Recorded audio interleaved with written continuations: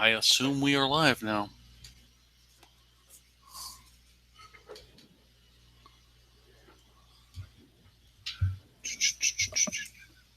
We're going to give it just a second. Yeah, sure. Just a couple old guys chatting. Yep. Well, we are live and we are recording, and I don't think we can edit this, so, careful what you say. Yeah. Okay. Let's see. Oh, let's clear that. Nobody has asked any questions yet, so we're going to fall back to the default. And let's see. Let's announce on Twitter that we are live. And we are live.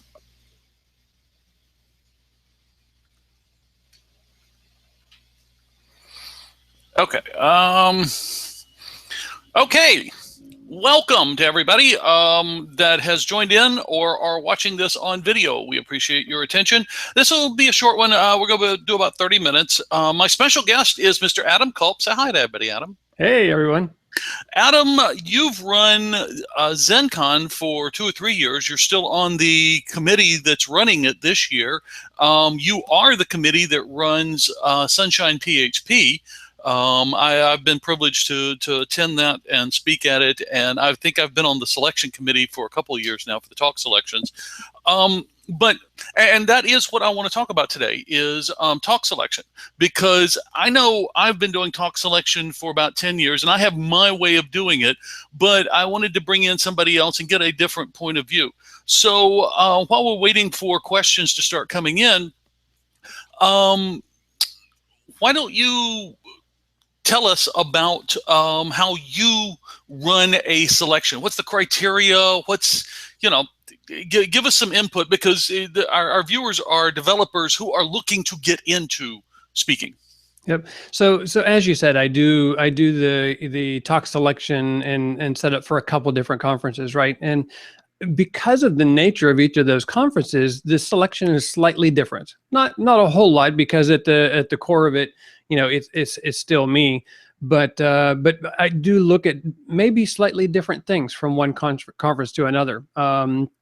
As you know, as we're doing talk selections and talk ratings, it's important for people to submit more than one talk, because that is one of the things, right? If a conference is looking to bring a speaker in, and it's more of a budget conference, more of a budget looking conference rather. Conscious is what the word I was looking for. Then they might want a speaker to give 2 talks or one tutorial and 1 talk and things like that. So sometimes if a speaker only submits 1 talk, it's really going to limit their chances of being selected. It has to be pretty darn good, or maybe it can reach out to the speaker and say, hey, do you have another talk that you just didn't submit to the CFP? So I'll back up just one step. I mean, usually as we do the talk selection, the first thing we do is a call for papers, right? And the call for papers, lately we've been using OpenCFP, which is an awesome tool, kicked off originally by Chris Hartjes, but now there's a whole community behind it helping to build it, including myself. And so we've enhanced it and built it up over the last, 4 or 5 years, to become the de facto for PHP conferences and even other conferences. It's what they use, right? It's a very good tool. Also, Matt Stauffer has also built another site called Symposium. Symposium app Symposium app, and that is a place where you can post all your talks and everything, and then you can use a plugin for the browser that Raphael Doms had created to automatically pull those things into an OpenCFP proposal. So now getting back to the actual conference itself, though, so we're using OpenCFP. After all the talks are there, then we usually have our deadline, and the committee, not just me, but a committee, generally anywhere from 4 up to 8 people in some occasions, are looking at the talks and rating them from 1 to 5 stars. And then, of course, the ones that are 4 and 5 stars are generally put into a final poll, and then we make sure that we have enough diversity in not just speakers, but also topics. And then based on that, we make a final selection. And as part of that final selection, one of the things is, did they submit more than one talk? Are we able to have that speaker give 2 talks? Now, in the case of Sunshine, I do things slightly differently, because in Sunshine, I only want each speaker to give 1 talk. Now, in Sunshine, I do have speakers give a talk and a tutorial. In order to become a tutorial speaker, you need to submit a talk as well. Otherwise, you're probably not going to be selected to give a tutorial. But if you've got a tutorial and a good talk that is rated high, then you're more likely to be chosen. But if you're only submitting 1 talk, you really limit your chances, even at Sunshine. Again, even though we only do 1 talk per speaker, if you want to do a tutorial, you better submit a talk. Yeah. Well, let me ask you a question about that, Sure. about this multiple submissions, because I was running ZendCon about back 2006, 2008. We didn't have all these fancy tools, and yet whenever I would open the CFP, Sebastian Bergman would send me 10. I mean, the moment it opened, Sebastian was there starting to submit. And, we laughed about it. It was funny. And to be fair, the 5 minutes before the CFP closed, Liz Smith would submit her 5, so I had both ends of the spectrum. But is it really necessary to submit 10, 15 ideas? Do you just want ideas, or do you want talks or things that people are passionate about? That really depends on the speaker. Of course, I want content that they're actually passionate about, because that is going to put butts in seats. As a conference organizer, is going to put butts in seats. It's also going to make sure that that speaker is passionate while they're delivering the talk. They're going to have more voice inflection. They're going to have more opinions, and people are there to see the opinions. Despite, so there are some other people who have talked with me before, and they said, well, I'm available to speak, whatever you want me to speak on. And I'm like, well, that's not really what I want. I want you to speak on something you're passionate about. And likewise, I'm going to have other people who are passionate about their topics, and they're the people that I'm going to invite. If you're submitting talks just to submit talks, then I'm going to feel that, and the attendees are going to feel that as well. And so generally, I'm not going to invite you if you're just posting a whole bunch of talks out there. Be passionate about your talks. So that's kind of a tough situation, because many of us are passionate about 1 or 2 things, right? Not everybody is passionate about 5 or 10 things. However, that being said, you can be passionate about 1 or 2 things and post many talks about those 1 or 2 things. Maybe you have a different angle on unit testing, so you post talks about 2 different angles, or maybe one is a business case study and another one is actually a talk that is more technical. Or maybe you're, like myself, I actually have 9 talks that I submit to conferences. One is on Git. I'm very passionate about Git. Another one is on refactoring. I'm very passionate about refactoring. I have another one that is also refactoring, but it is refactoring legacy code. So it is a different take. One is refactoring at its core. The other one is refactoring in legacy codes, which are 2 different things, but still refactoring, right? And then, of course, I have continuous delivery talks and things like that. So it is possible to have more talks that you're passionate about, but still somewhat similar, right? But the bottom line is, yeah, definitely we're looking for people who are passionate about their topics. Generally those people are going to have blog posts. They're going to have spoken on it previously in a user group, which is very important. Please don't submit talks to a conference if you've never spoken at a conference before. Well, let me rephrase that.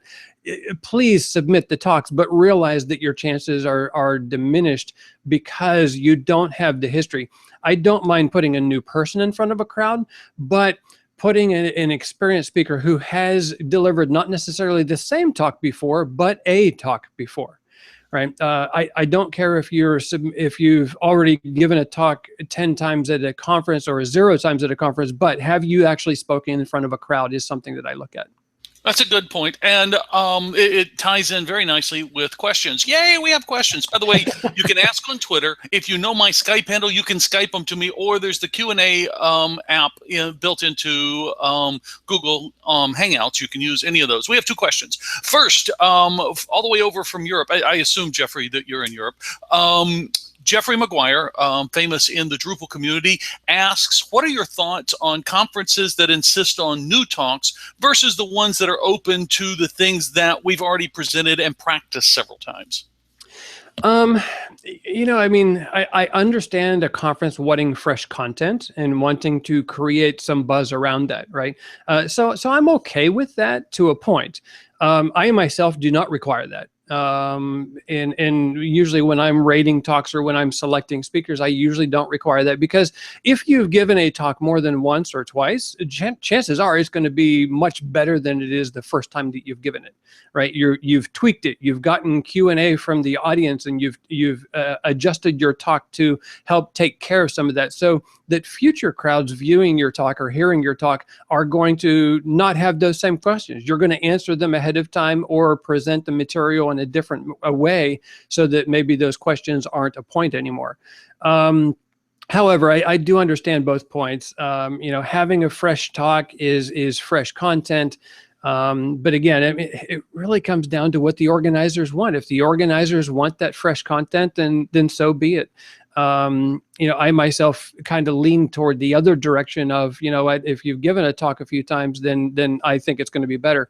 Now, that being said, if you've given a talk 10, 20, 30 times over the last year or two, chances are you've already worn out your welcome with that talk. So maybe you need to freshen it up, or maybe change it in some way that makes it a little bit fresher, but the same content, right? Because obviously you're passionate about the content, about the content, but maybe alter it and come up with a different talk title because maybe you've changed the emphasis or the way that you present it. Yeah, the term I use is overexposed. Is a given talk overexposed? And we don't have that problem a lot in the PHP community. We've had it a couple times, but and I will mention this because he's a friend of mine, and I don't think he'll mind me picking on him. Derek Reethans has been doing his daytime talk for 5-6 years, Yeah. But it's still quality content. And if you've got, every couple of years cycling Derek through to do it, that's still a good idea. You've got people who've never seen it, and that's an important talk. Yeah. On the other hand, having Derek every year doing the daytime talk, no, get him to do one of his other talks every now and then, Mongo or mapping or stuff like that. So Right. Overexposed for the talk is very important. And Jeffrey brings out a good point that you mentioned earlier. User groups are the #1 place you should be practicing your talk. I have only had one user group leader tell me, "I'm sorry, Cal, no, we just can't use you." And that was Chris Spruck from Atlanta PHP, and I'll never forgive Chris, but he did bring me back later. So, but most user groups are desperate for talks and speakers. So if you've got an idea, try it out there. It could be that you find out that, you've got a decent talk. Could be that you find out you've got to tweak it a bit. But you'd rather do it there in front of a friendly crowd than do it in front of a group of strangers.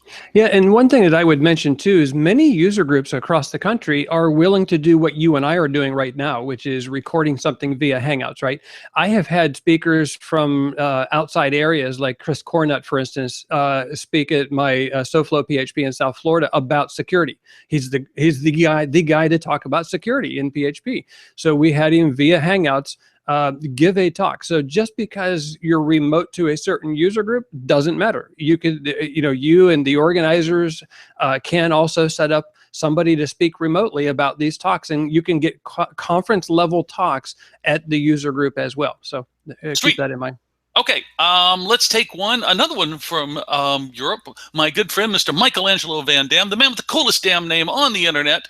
And Mike asks, a good question I get from people, especially women, is, am I good enough to give a talk? Since, Adam, you're doing a great job on balancing men and women on stage, you might have some advice to share. Yeah, and as Mike alludes to there, I mean, at Sunshine, we had 33% female speakers at Sunshine PHP. So we did a good job selecting, and by no means are we biased in our selection. They earned their way, but we do have a good amount of submissions for Sunshine PHP. So it makes it a lot easier for us to choose. First off, women, submit your talks. Even if you're doubtful, still submit your talks. It's very important and it helps us as conference organizers to create more diversity in the selection. So please submit your talks. The second off, again, it's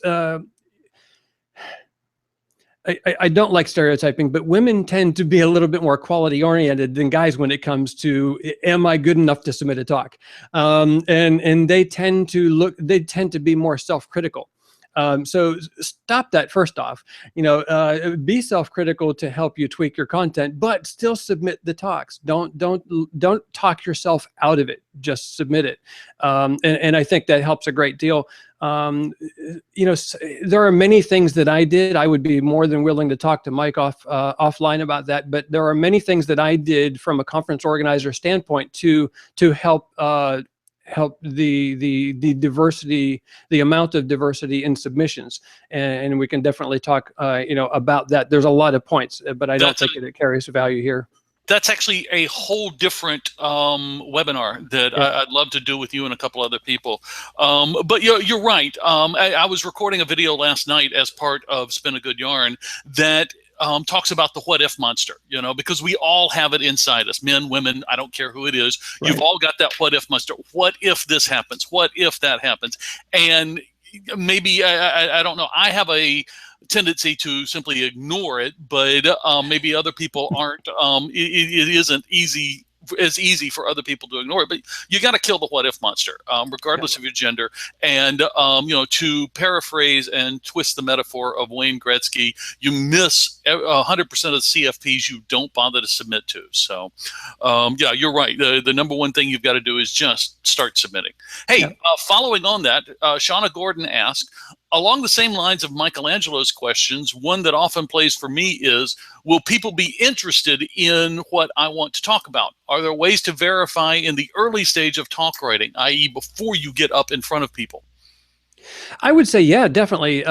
Some ways that you can find out beforehand is maybe do some blog posts. If you get a decent amount of traffic at your blog post, it's a pretty good indicator that that's a good topic, right? Other things you can do, Kayla Daniels, or Graham Daniels rather, started the, I'm not going to remember it right now. The Talk Abstract. Help Me Abstract. Yeah, Help Me Abstract, and at Help Me Abstract, you can put your talk out there, and generally you'll get feedback, and people will help you, understand, if there's some value to the talk. I mean, they're not going to tell you, yeah, this sounds like a great topic that I think you're going to get tons of attendees for. But, that being said, they're going to help you with the content to make sure that it is something that most people would read and accept. On another note, though, I would still say that each conference is slightly different. Each conference has slightly different users, a slightly different audience, right? So still submit the talk. And if it gets accepted, the conference organizer is going to know their attendees. They're going to know the audience that they want to invite to a conference or have at a conference. So let them make the choice. Don't try to make the choice for them. Absolutely, yes. Sean, I hope that answers your question. And Help Me Abstract is a wonderful service, and they will help it broadcast it out. You're a member of that, I believe, Adam, yes. Of Help Me Abstract. So it broadcasts it out to a bunch of people that have done this before and will actually give you advice. So you get you get a bunch of advice back on your abstract. The number one thing I would add to that to help Shauna and anybody else listening is don't say no for the conference. If you think you've got a talk, if it's a topic you're passionate about, go ahead and submit it. Let the conference organizer decide, because you don't know what else they're looking at, and you might have an idea that says nobody's going to be interested, but it dovetails nicely with another talk that they've already selected, and it would make a good pairing. So don't say no for them. If you think you're going to talk, go ahead and submit it. On the other hand, be prepared to write any talk you submit. And I say this from experience because I was sitting in Amsterdam. I was sitting in Utrecht. I used to work for iBuildings, and I got invited to speak at the very first CodeWorks tour. It was a 10-city tour that we were doing.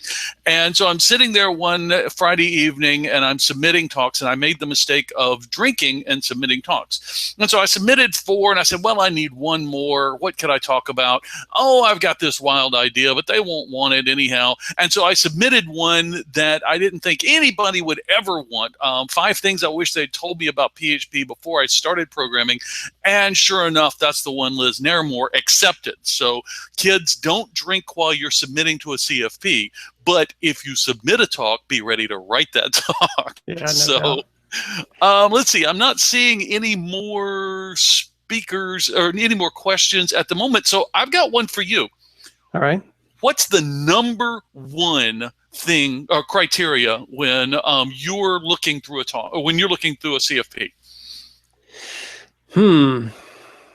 Yeah, I know. Put you on the spot here. Yeah, no doubt. So the number one thing is, first off, having a complete submission. Make sure that you have the speaker bio. Don't assume that we know you. I do see times where people will put their name and they'll put their talk in there, but they don't put a bio. They don't put any information of here's where I've given talks previously. Here's the link to my joined in page. And so you can see past talk submissions. They just leave it very open and very bland. And as a selecting person, now me, I know a lot of people, right? You and I have been around for a long time, so we know a lot of people in PHP. I can generally pick out the name and kind of figure out who it is, but not everybody in the committee who are helping to select the talk know everybody. Good point. And one time, just to use as an example, and I know he probably won't mind, Sebastian Bergman was guilty of not putting in a bio. And somebody actually asked me, who's this person? They didn't put in a bio, but they're submitting all these talks about testing and everything else. And I introduced them to who he is, but that's just a prime example. Not everybody on the selection committees necessarily know who you are. So it is important that you fill out all the information. Not to mention, also in Open CFP and some other CFP programs, there's also the ability to put in your airport, right? So it lets them know where you're from, because that is another important consideration. We can, unfortunately, budget constraints do set in, and we can only invite so many international speakers. ZendCon and Sunshine are a little bit different in that aspect, right? I mean, one has more international speakers than another. At Sunshine, we generally have 10 to 12 international speakers out of our 30 to 40 speakers. And but that's because it's all we can afford. It's not because there isn't good content there. But so it is a consideration. I'd like to say it's not, but reality sets in. Yep. Hey, one more question. Catherine Reeve. I'm sorry, Catherine. Catherine Reeve asks, Adam, Cal, do you prefer anonymous papers in the early stages? Now, before you get started on this, I'm going to say, I'm going to give my answer, and I'm going to get some hate for this. No, I don't. Because quite honestly, to answer the question I asked Adam earlier, the number one thing I look for is topic. Is it a timely topic? Okay. If you are talking about PHP 4 constructors, that's not a timely topic. If you've got to talk about Composer, that's a timely topic. The number two thing I look for is who else is doing this. If you're talking about Composer and it's just a beginner Composer talk, and Jordy is also submitting a beginner Composer talk, I'm going to select Jordy. He's the content expert. On the other hand, if you've got a different twist on it, okay, Composer plugins or something like that, that's a whole different thing. But if you're just doing a standard talk on it and there's somebody else that is a content expert on it, I'm going to go with the known name because that puts butts in seats. So that's my answer is no, I don't. I want to know who I'm dealing with. I'll let Adam, I'll let you talk now. Yeah, so my answer is similar, right? It's because ultimately I am concerned with creating the best show for the attendees. Part of my motivation to do these conferences and help manage them is because I want to help people be able to get this great content. And let's face it, if it's a name person, somebody who is known in that namespace, I want to know if they submitted a talk. And they're going to be somebody that I'm more apt to select. That's not always the case, but it usually is the case. Now that doesn't mean that if you submit a testing talk, a unit testing talk, and you're up against Chris Hartjes and Sebastian Bergman, it doesn't mean that I'm going to select their talks over yours necessarily. If you have some fresh content and something to offer, maybe as a conference organizer, I had Sebastian talk last year and Chris Hartjes talked the year before that, and maybe I want some new blood, right? But at the same time, it is important to see the name behind it. I understand conferences who want to do it blind because they want fresh blood or they want to give people an equal opportunity. I totally respect that, but it's not the way that I select. Now once I get the names and the ratings out of the way, and it comes down to final submission, the name may or may not play a part, but that being said, it's not something that I don't consider. Okay. Well, we've talked about, how many submissions you should make. We've talked about the importance of have the criteria, the different things, making a full submission instead of just, assuming people know who you are or things like that.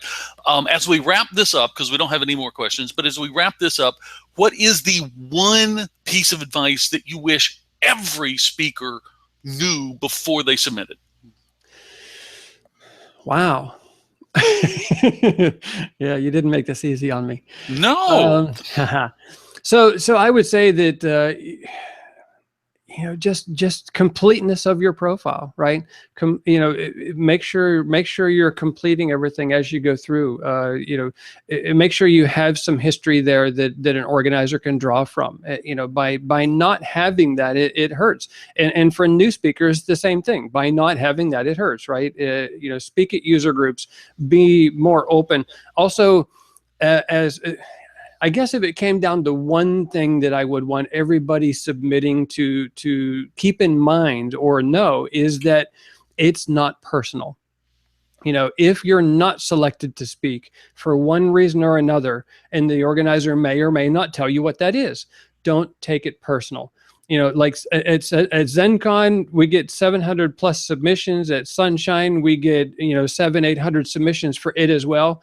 There's a lot of talks to choose from. And so it is not a personal decision by any way, shape, or form. I am simply trying to create the best schedule I can for the attendees. And unfortunately, we can't accept all 250 or 300 people who submitted. Well, yeah.